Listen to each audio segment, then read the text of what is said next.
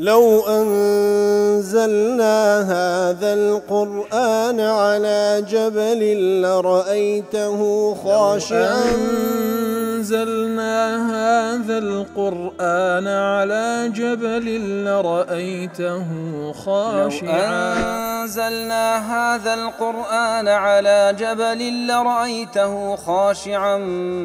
متصدعا من خشية الله. وتلك الأمثال نضربها للناس لعلهم يتفكرون.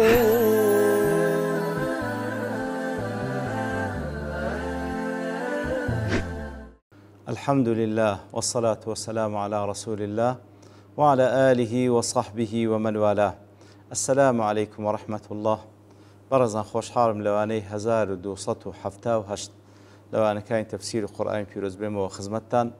ومن بس رزامندي رب العالمين وهي دار مئوي آزي السودي لور بقرن. أعوذ بالله من الشيطان الرجيم. بسم الله الرحمن الرحيم. وكذلك مكنا ليوسف في الأرض يتبوأ منها حيث يشاء نصيب برحمتنا من نشاء ولا نضيع أجر المحسنين. بەڵە خۆشەویستان، لە دوای ئەوەی کە وەکو لە ئاتکانی پێشووتر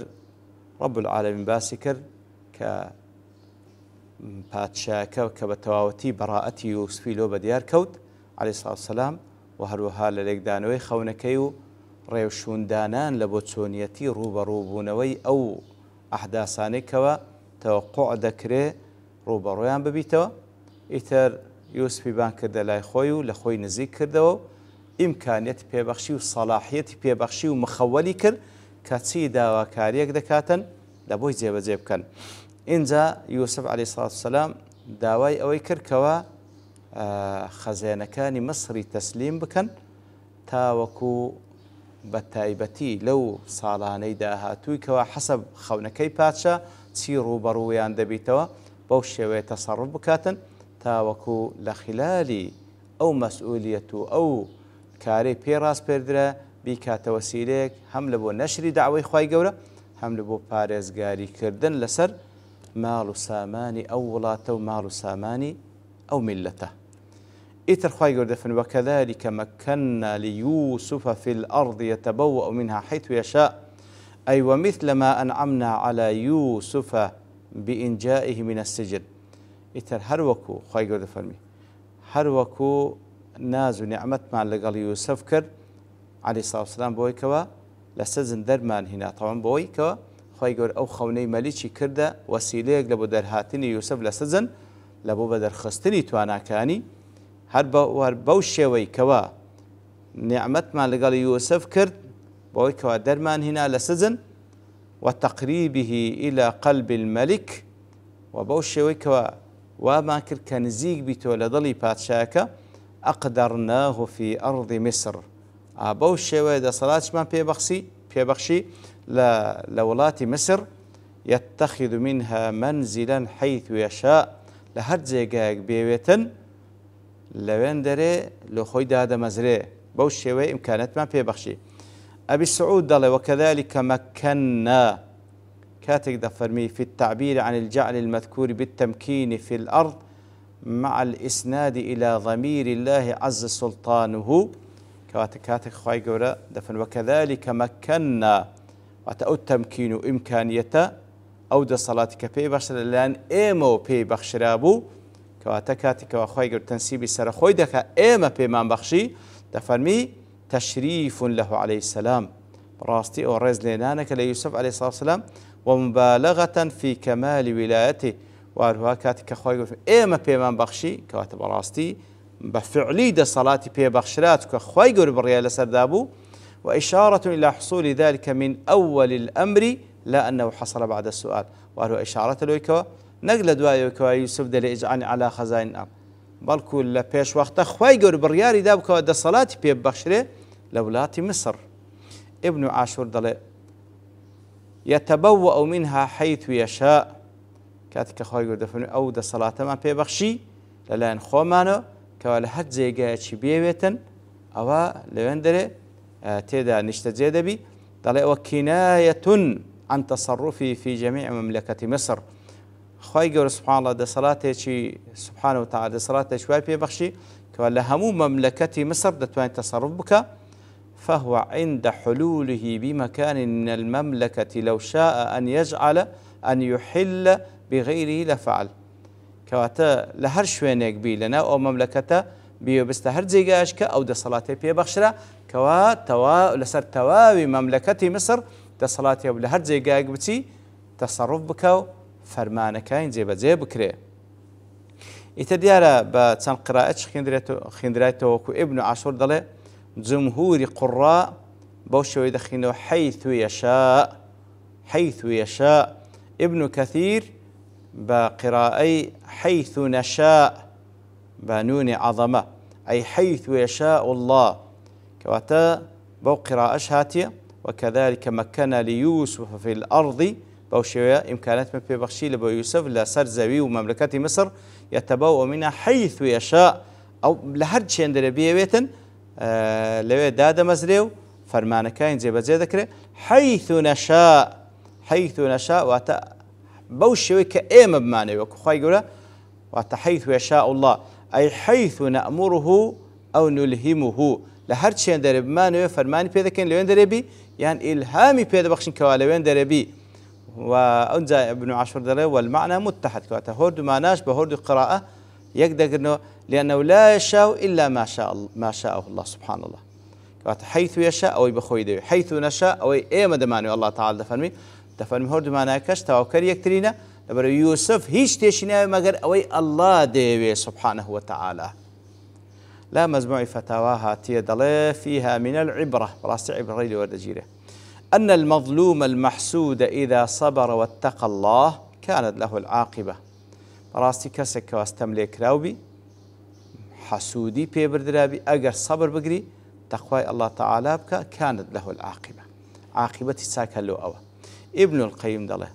من ترك لله شيء أوضه الله خيرا منه. كسك لبناء الله تعالى اشتيق واز لبيني الله تعالى لو تعويز دكاتوا بتساكتر. كما ترك يوسف الصديق عليه السلام امرأة العزيز لله. هروك يوسف عليه الصلاة والسلام وازي لو داوا كاريي امرأة العزيز هناك داواي أو كار خرافي لقال ذكر لبناوي الله تعالى وازي لو كار هنا ونيكرت واختار السجن على الفاحشة سجني اختيار كر لسلوي كوا فاحشة قالوا أفردبك فعوضه الله تعالى له تعويز كذا أن مكنه في الأرض يتبوأ منها حيث يشاء أو مملكتي بكامل استاجر ده صلاة يوسف لهرتش اندر بيوي فرماني جيب زي ذكره. فتأمل كيف جزاه الله سبحانه وتعالى على ضيق السجن أن مكنه في الأرض ينزل منها حيث يشاء سبحان الله. صبري لسر تنجينا وسجن قرد خواهي يقول له تعويز كردو بويك لو مملكة فراوانا تشين دريدوي ده صلاتي بي بخشرايا. وأذل له العزيز وامرأته إتر عزيز مصر خيزانكي لبو زليل كرد لبو أو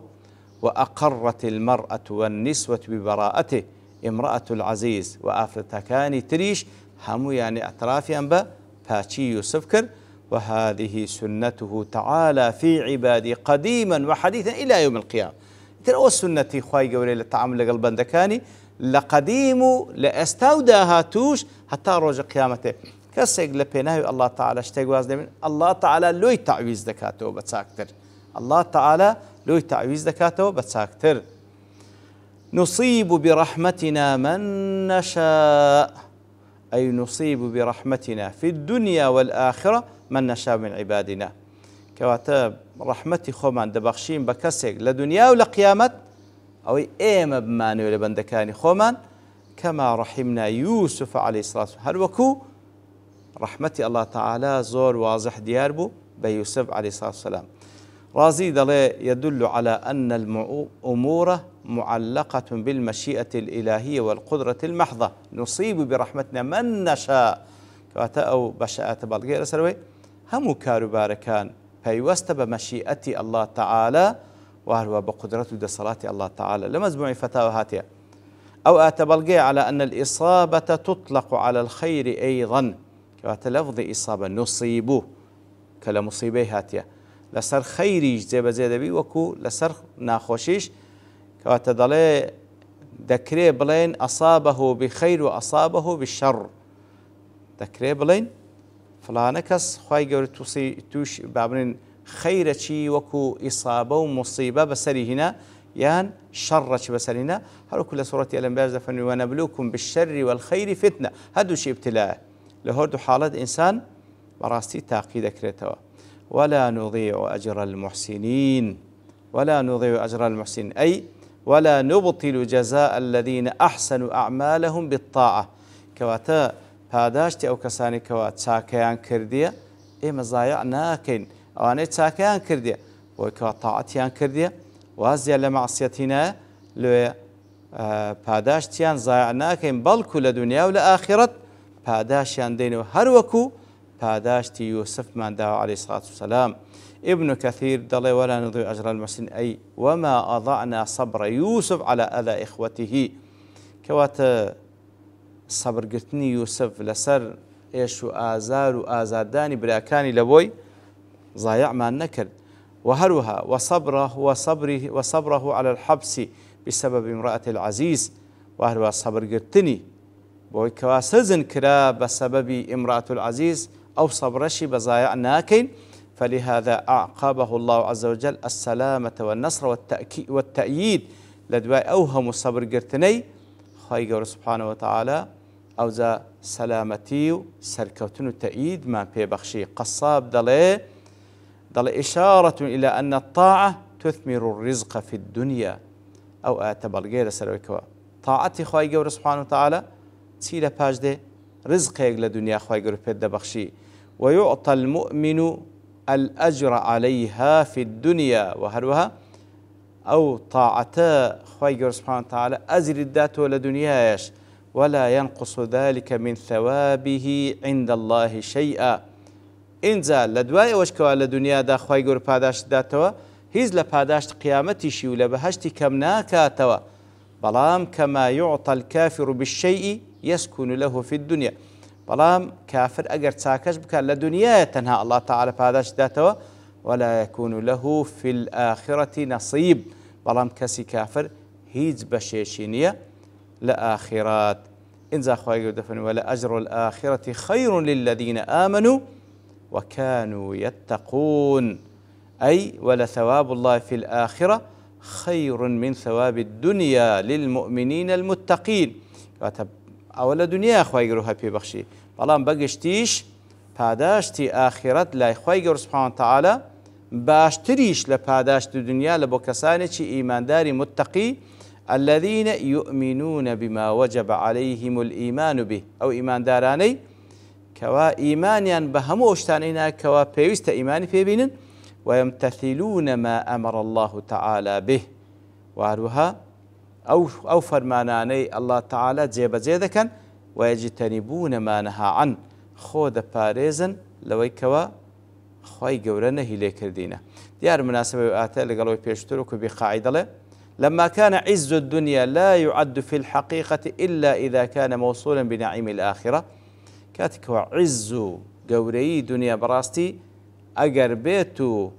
لآخرتيج أو پاداشتي ندريتوا تنها دنيا بيتن حسابك لبوي ناكره نبه على ما له في الآخرة مما لا يعد هذا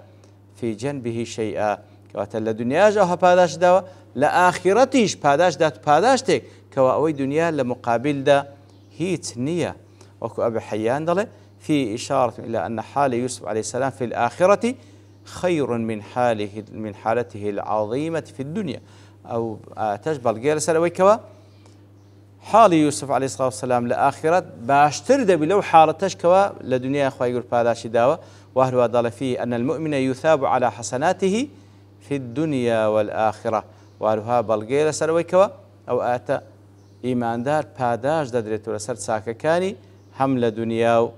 هەم لە ئاخیرەتیش دیارە شتی تریشمە لە وەکو با بڵێن لەو ئاەتە کە زانایان باسی دەکەن بەڵام لەبەر تەوابوونی کات دەوەستین بە پشتیوانی ئەڵڵا تەعالە لەوانەی داهاتوو دێنەوە خزمەتی وصلى الله وسلم على نبينا محمد وعلى آله وصحبه أجمعين، وآخر دعوانا الحمد لله رب العالمين. لو أنزلنا هذا القرآن على جبل لرأيته خاشعا أنزلنا هذا القرآن على جبل لرأيته خاشعا أنزلنا هذا القرآن على جبل لرأيته خاشعا متصدعا من خشية الله. وتلك الأمثال نضربها للناس لعلهم يتفكرون.